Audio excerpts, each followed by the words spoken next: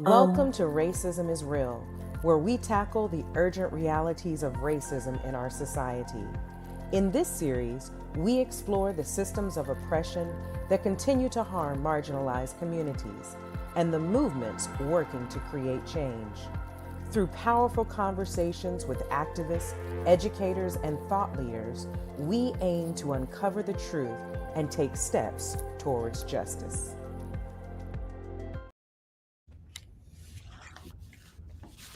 Hi, welcome to the Racism is Real series. Today I am joined with Bilal. Please take this time to introduce yourself and how you would like to be addressed. Yes, hi everybody. Thanks for joining this program. My name is Bilal Motley. I'm from Chester, Pennsylvania. It's about 10 miles south of Philly, for those that don't know. I'm pretty sure everybody does know in this area. But yeah, I'm a filmmaker that first started making films when I worked at the oil refinery in South Philly that blew up in 2019. Like 5 years ago, it was like the top story in Philly that year. I worked there for 15 years, and I was there when it blew up. And I was trying to be a screenwriter then. I was acting and things, but then that film just thrust me into filmmaking. And I made a film that was seen all over the world called Midnight Oil. You can find that on YouTube, and it's showing the insider perspective as a black manager at this oil refinery. And I spoke out about the environmental problems of the place. And I said it should close, and it caused a lot of problems. People were sharing my address, you know what I'm saying? Like it was crazy. And then my latest environmental justice film is called Trash and Burn. It's about America's largest trash incinerator in my hometown of Chester, the biggest one in America, in North America. And we receive trash from Philly, New York, and as far away as Puerto Rico and Canada. If you think about that for a second. So every day there's trains and trucks coming into my tiny hometown of Chester. I don't know if anybody's been to the Philadelphia Union Soccer Stadium or come to Harris Casino, my tiny little hometown. And again, it's a majority black town is where they put these polluting industries, and our voices are not heard. You know what I mean? That doesn't mean we stop with our voice, but yeah, and that's why I do this work, is to make people aware, to educate, and also to entertain a little bit. But yeah, I'm a filmmaker, and that's just what I do. I do it to help me, you know what I mean, so I don't lose hope, but also to help others. So yeah, that's it. Yeah. Thank you so much, Bilal. And I'm your host for today. My name is Amira ATM Modest. I am a current student at Tuskegee University studying environmental science and natural resource management. I have the role of being a 1890 USDA scholar, so that's one thing that helps support me as a college student currently. And let's dive in to our topic today of environmental racism. Um, so yeah, one question I will have for you, especially as someone who has faced large industrial areas or large industrial machineries and factories kind of influencing your communities and affecting your community. It's known that environmental racism disproportionately affects marginalized communities, but is often unnoticed in those direct impacts. Can you share a specific example of environmental injustice that people may not realize is happening in their own backyards, and systematic change that needs to be addressed? Yeah, great question. So, wow, yeah, environmental injustice is it's everywhere. It's all throughout Pennsylvania. It's all throughout this country, all throughout this world. And two great examples are places that I've been. And that oil refinery in South Philly was there since the end of the Civil War. It was built around 1870, and it's been open every day since. So I started there in 2006, and it changed my life. Like, you're making like 150 to 200,000. You don't even need a college degree. You're killing it. So all those years, as I was building my family and living good, I ignored, and I wasn't fully educated on the effects of an industrial behemoth would have on the Graves Ferry community in Mhm. Philadelphia, and a lot of pollutants. You know what I mean? And the problem was we were permitted to a certain limit that you can emit to the atmosphere and things like that. And we were we were the best at what we did. But one morning, June 19th, 2019, it exploded. And for years, activists were speaking out against this place. They were saying it's causing cancer. It's and things like that. and other health effects. And I don't think they were heard as much as they weren't heard as much as they should have been. And even me, someone from Chester that looks like, you know, that grew up around the people that were protesting about the place. Even I was blind until I couldn't be blind anymore, and I had to step up. I was one of the only Black managers that worked there, and when it closed, I spoke up and said this should not reopen. It was still in the balance whether it would reopen because President Trump wanted it to open, a lot of politicians, but it was this local community of Black and brown people mostly that said, no, this cannot happen. They pressured Mayor Kinney at the time. They pressured all of the politicians.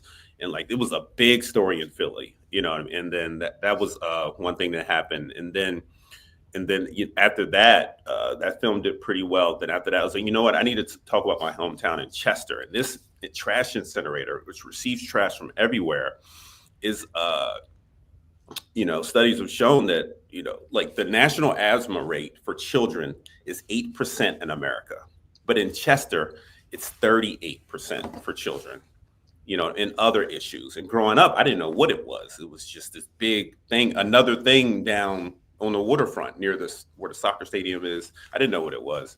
And so it's this group in Chester called Concerned Residents for Quality Living. They call them Circle. And it's led by Zuline Mayfield, who to me is one of the most powerful, proponents against environmental injustice. She's powerful. She's uncompromising. And she's been fighting this thing. Imagine fighting something for 30 years. And I said, you know what? I have to document this. So they've been screaming about this place for decades. And what happens is that these places like Chester don't have the political clout as like a place like Chestnut Hill, like places on the main line. Like you can't put something like this on the main line. You know what I mean? Like you try to put a parking lot up there, they're raising hell. You feel me? So that's what happens. Look at Flint, Michigan and the water crisis. And there's another incinerator in Camden, New Jersey, the same company. There's one in Camden, New Jersey. The same thing. And what's in Camden looks just like Chester. You understand? So my job, like I don't have all the answers, but my job is to hold up a mirror to this country and like look and see. There were people in my film Trash and Burn about the incinerator that lived across the street from this thing and didn't know what it was. And they lived there all their lives. So my job is to present a mirror to the country, like this is what's really happening, and to try to enact change. But yeah, and I forgot what the other part of the question, the second part. I kind of pretty much answered it. Okay. Systematic change needed to address specifically. Is there any specific change that you would ask your politicians in your area, especially when it comes to the use of the incinerator, or even just other machinery or factories that are put in place in these minority communities that they're going to push to be shut down, but at least have proper protocol when it comes to using them? Would you have anything or any ideas to put through? Yeah, I love this question. So this is why Chester, like for people that live in this area, I don't know if people all around, I don't know where everybody is, but this is what's important. Mm-hmm. Chester is ground zero. My tiny hometown of 35,000 people is ground zero for, some of the most diabolical environmental issues. Like Chester has enough to deal with. And the problem with this incinerator, there's a bunch of polluting industries down on the waterfront, right? But this incinerator specifically is permitted like it's just that. There's like in Marcus Hook, which is literally right there down the street, the neighboring town, there's an oil refinery, which was part of my oil refinery years ago. There's waste facilities. There's all types of things, but it's permitted. Like they permit it like it's the only thing there. And they don't take into account all the cumulative effects. Like there's a refinery here, there's an incinerator here, there's a wet, and on and on and on. Oh, the different point source things. That's the problem. So there's people, but there is hope. There's people fighting against that. Like there was a hearing in Chester at Widener University. And they had the state house, Pennsylvania State House representatives of Widener University that came down, and there was the mayor, the health department from Chester, Circle, Concerned Residents of Quality Living were there, and different people that study it, scientists and things like that, doctors, and they were all saying, hey, you need to make PAYDEP is the Pennsylvania Department of Environmental Protection.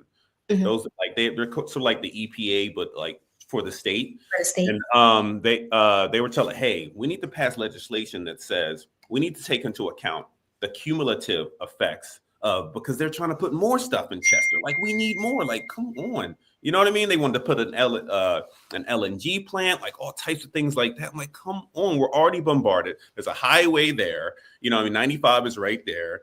And that's polluting. There's trucks coming in every day. Like, you just got to go there in the morning on Chester, and it's just, you know, it's just ridiculous. So just common sense things. Let's take into the cumulative effects. Will it ever close? Zulene is hopeful. She said it will close in my lifetime. Zulene, the leader of the local group, community group. But I just think, like, I don't care that the residents are, might not have the political clout. You need to listen. If they're saying that it's causing health issues, listen to them. You know what I mean? And that's what happened to me at the oil refinery. Like, yes, do I miss that money? Yes. But if I'm harming someone with the place that I work, it shouldn't reopen after it exploded. I'm sorry. And I'll figure it out. And I did. You know what I mean? And I do feel bad for my coworkers. They're not bad people that work inside these places. People just trying to provide. They will work at a sugar factory if that is what. They just want the money, to be honest with you. But they need to stop building these places in these Black and brown communities. It's just ridiculous. And we just got to have common sense, I know earlier discussing, you were talking about not having or not understanding the educational aspect when it comes to working in these factories or industries, and how the pollutants can affect communities. How do you feel about organizations like NAACP that have their environmental justice committees that work within different communities about different environmental injustices, especially in minority communities? Like, have you heard of them, or are they prevalent? Do you think that they can be more active? I'm pretty sure. Yes, I know that the NAACP and different organizations, they do a lot of things. In my case, I didn't see. It was more grassroots. It wasn't the traditional groups that were fighting for the industries that I worked in, and especially the incinerator in Chester. Although they are, vehemently against it. But it was really the grassroots, like really in Philly, in South Philly, it was this group called Philly Thrive. If anybody looked them up, these are just regular folk, just like you and me, that shut that oil refinery down. This is a major corporation. And in Chester, the concerned residents of quality living, these are just regular folks that did it. But yeah, the NAACP, obviously, with their power and their expertise and their history and knowing how to enact change. Yes, obviously everyone can do more. But I think it would be even more powerful. They're probably already doing it already in other parts of the country. Maybe I'm just not aware of, but just combining forces. Because we have grassroots community people that have, that work 9 to 5s and they're going to the meetings at night. That's a lot. And they don't have much money. They get small donations, but it would help to partner. They probably already are. I don't want to misspeak, but it would make it even more powerful. You know what I mean? Because people, when they see you get a letter or email in NAACP, like, okay, I know what that is. But when it's a community member, like, they get ignored, to be honest with you, sometimes. Because they don't have that same cachet. It's like an NAACP or things like that. Thank you. We did a comment as well, saying a couple minutes late to this comment, but that's a really good point, that permitting doesn't take cumulative impacts of several industrial sites into account. It's in Chester. I don't know if anybody, I'm pretty sure some people have been to the Philadelphia Union Soccer Stadium or have been to Chester, but just take a ride down the waterfront. You'll see, like, some residents that live along the waterfront, for decades, they don't even open their windows. Imagine that as the weather's getting nicer. You know what I mean? Because most people just want to live a quiet, peaceful life, but you have these industrial behemoths, that the powers that be keep putting in these Black and brown communities. It's just ridiculous. So yes, the cumulative effects, they're working hard. There's a lot of groups working on this. And and I don't know if anybody else locally know in the news, like, our hospital may or is shutting down, Crozier Hospital. You know what I mean? So in Chester, like, we already didn't have an ER doctor. in our ER. I'm sorry, a primary care doctor in our ER. You know what I mean? And there's not many family doctors in Chester, maybe a few. So it's like we're already dealing with so much. You know what I mean? Like just cut us a break. You know what I mean? And honestly, I don't live in Chester anymore. I live in Claymont, Delaware, and Mhm. it's and I had to step up. Like, you know what? Yes, I'm living okay down there in Delaware, but you know what? I got to do something. You know what I mean? Like I was raised by a village, people that care for me, and so I had to come back and raise these issues. You know, about the cumulative effects of all these industries and you know and stuff like that. Yeah. Your story definitely relates to some continuous information that I current last semester in my academic year. I did a lot of research with one of my professors, Dr. Brianna Smith, and her main focus was looking at different non-point source related sewage systems that help that infiltrate into water sources. So like whether it's wells, overall recyclable sewage infiltration systems, filtration systems that go back into people in minority communities that aren't always maintained and put up into their best ways. And Wow. you just kind of talking about how I currently go to school in Tuskegee, so that Macon County area, there isn't a hospital anywhere. The closest hospital Wow.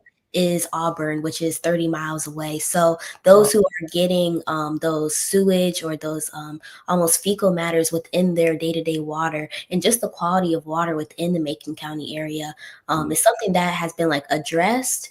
And it's known there's junkyards in the area, overall factories. There's a paint company that paints paint, and the chemicals from the paint gets swept into groundwater, which immediately goes into the well system. So wow. that's something that in different ways, like you talked about Flint, Michigan, like water, basic resources like water, air, land are always affected, but it's Mm, almost ironic that it mm, affects, it's always put in these areas that have those mm, minorities, or even already are seen to have less, like closing a hospital that is so desperately mm, needed for a community that doesn't have the same care that's needed. It mm, makes it really hard for emergency. So mm. yes, I Yeah. definitely Yeah. done some research in regards to that as well, Mm, especially with a lot of students in the area come from mm, different areas all around, whether it's California, Oregon, Ohio, Connecticut.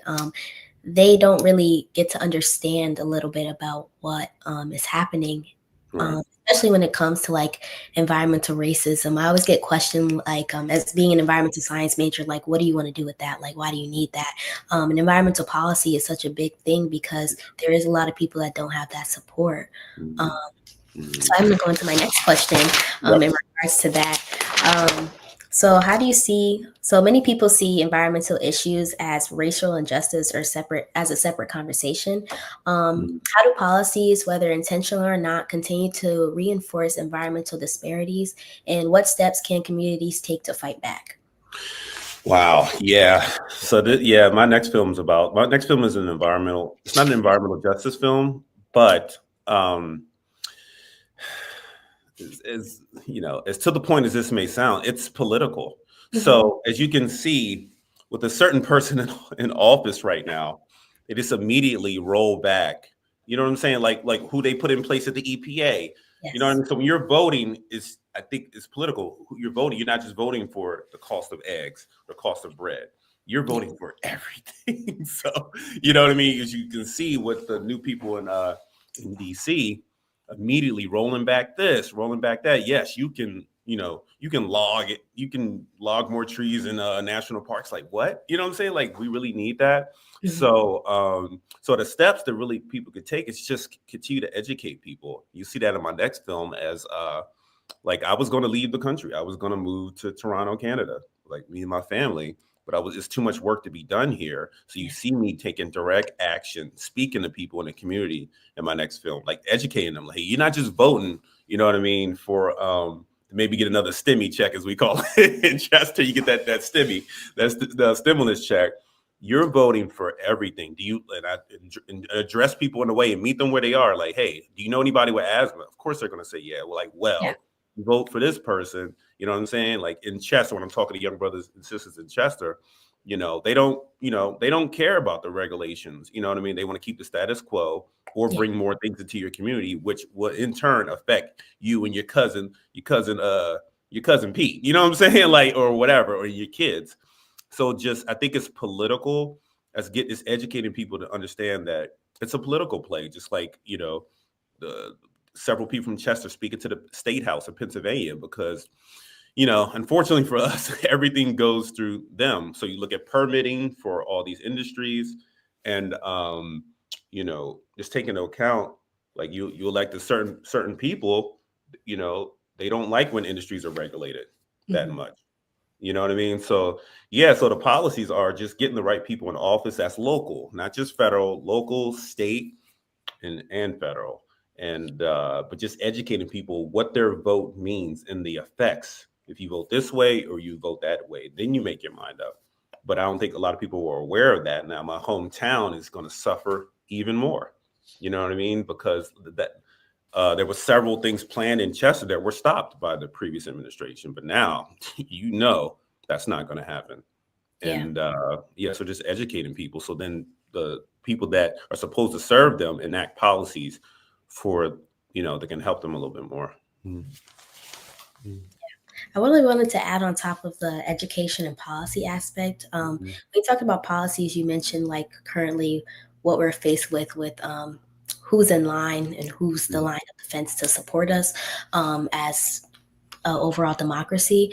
Currently, as a current scholar for the 1890 program, which is it's a program that approves for land grant colleges at HBCUs. So for Tuskegee, we have that program, and it works with the United States Department of Agriculture. And a lot of the effects that have been put in place, where the job hire freezes and the suspensions of people, has personally affected me too. Not only in a factor of the environmental factor of the injustice and racism that happens within communities, but just allowing me to have my foot in the door to help communities where Wow. there's not a lot of people. The program's built to help minority students get their foot in the door to be able to support their democracy in a way of environmental justice and agriculture and just overall food shortage and stuff like that.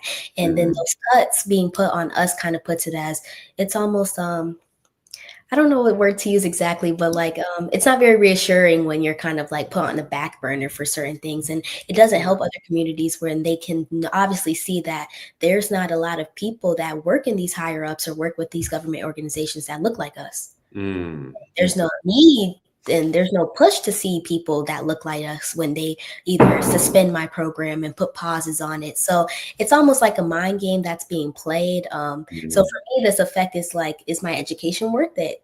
Am I getting the most out of it? Where I do want to support people and be able to educate people, but is my time being played with when I can't push through? Mhm. What are some words that you have for a young student like me that wants to go in the field of agriculture or Mhm. even environmental science or just something related to that that also looks about and trying to influence their community and make a change?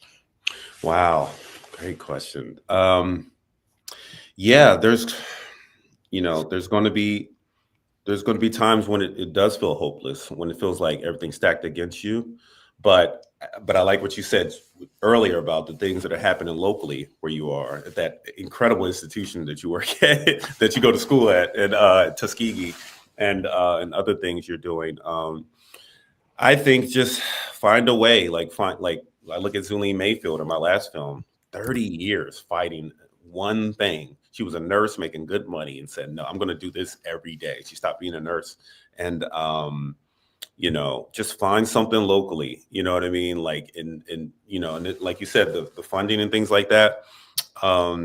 Just find a way. Like, okay, because like a lot of people voted a certain type of way that got us in this place where they don't understand that they're going to cut USAID and things like that, and funding here and research and all types of stuff. So just find a way to educate people, like, locally, do something locally. Because it's hard for me. I've sometimes finding hope or the next steps. But just try to take care of your people locally. I think that's the best we can do. If you go, like, say, like in Philadelphia, where I'm at right now in my office, I talk to students all the time. I talk to students at Temple University, Drexel University, and I tell them, hey, you're in a hotbed of activity. Like, get involved, figure out where you are, especially if you're not from here, and get involved locally. Do something. You know what I mean? There's somebody doing something towards the topic that you care about. There's organizations everywhere, and just find a way to get involved, even when it's hard. You're going to find community within that struggle and thing. And I think, I want to be too hopeful like a Disney movie, but I think things can change. But what the true statement is, you are the answer. Because typically my younger self, when I was at University of Connecticut, I would always say they or the man and things like that. But like, no, you are the answer. Because what I just figured out these last couple of years is like, these people aren't smarter than you. They're not that brilliant. There's some brilliant people, but they don't know what they're doing. Like my wife is the new health commissioner in my hometown of Chester, Dr. Krista Motley, and she she was a shy kid with a stutter. She was always a person, never wanted to speak in, but she's the most powerful person speaking in front of the State House. And she said, we determined, like, we were going to leave this country, but like, no, you are the answer. You figure it out. We're Americans, like, that's just what we do. You know what I mean? And I'm leaning on the past, my family in Mississippi, my mom who ran away from Mississippi at 13 by herself. Who, it's like that scene in Coming to America. Who chooses like Chester on the map? Like Chester, So she ran away at 13, found out she had an aunt up here. I lean on that, like that bravery. And my family in Mississippi that were catching hell, that are still there. My uncles and family that fought for this country, even when the country wasn't fighting for them. So I lean on that and find a way, like in a small way or big way, to enact some sort of change. Talk to a young person, talk to your elders to get some encouragement, because they've been through things too. So yeah. So I don't know if that really answers it, but basically I'm still figuring out like what to do amidst times when it feels hopeless. But I feel like I know one thing: doing nothing doesn't help. And I was going to leave this country that we have sacrificed the most for. But no, our fight is here. So we're going to answer one more question from the comment section, and then we'll wrap up. And Nick has a question saying, have you seen support from predominantly white environmental organizations, or do you stay away from environmental racism? Nick? Or do they say environmental racism? Sorry. Right, Nick. Great question. Now, I haven't even thought of that. Yes, I think, you got the Sierra Club. You got, there's other organizations I can't think of, Greenpeace. I don't want to say it's not happening. I just haven't seen it for the places that Chester and in South Grace Ferry and South Philly, it was more grassroots, just everyday folk from the area, because they have a lot of resources.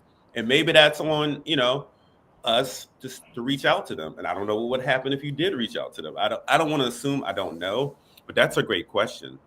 Because they have the power, the reach all around the world, and but that's a great question. But I don't want to say it's not happening. I haven't seen it for specifically Chester, Pennsylvania, and when I was at the oil refinery in South Philly. It was just grassroots, everyday folk getting off of their job, you know what I mean? Bringing their kids to the meeting, you know what I'm saying? Like people doing it from the, getting it out the mud, as the young people say.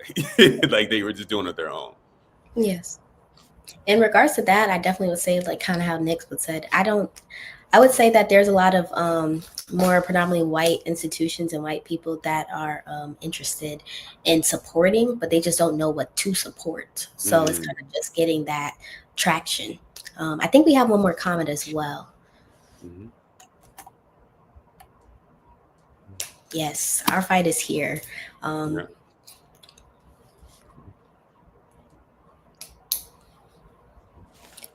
Thanks, Nick. Thanks, Dr. Dowdy. Yeah,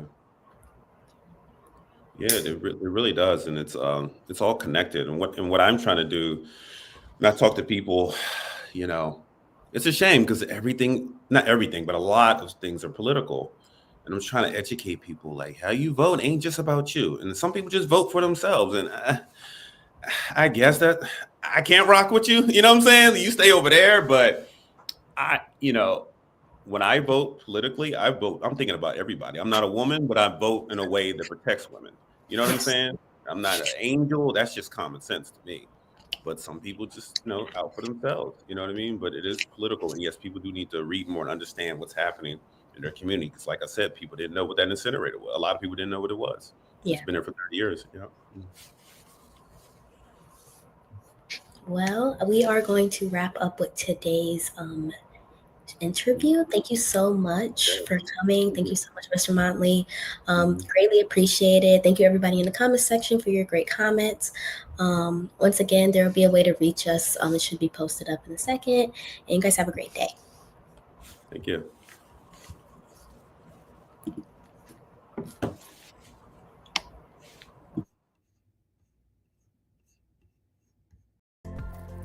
That's all for today's conversation on Racism is Real. Thank you to our incredible guests for sharing their insights, and thank you for tuning in. Remember, awareness is the first step, but action is where the change happens. If you found today's discussion valuable, this series will return every second Tuesday evening. Also, be sure to check out our website and follow us for more information and topics like these. And consider making a donation to support our work. Together, we can challenge systems of oppression and work toward a more just future. See you next time.